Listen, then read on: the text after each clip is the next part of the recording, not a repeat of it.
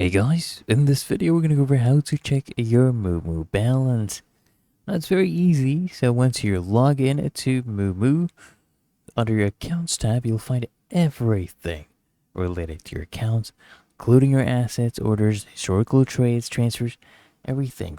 And you'll see the total assets shown in the CAD based on the real-time exchange rate, okay? And you'll see everything with different currencies, and here you can see your balance under the assets tab, the assets section. Okay, it's really that easy and simple, guys.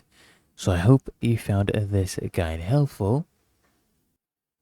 And if you did, consider smashing the like button, as well subscribing to frequently asked questions.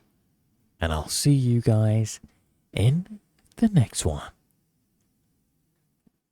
Come on, guys, make sure you subscribe to the channel.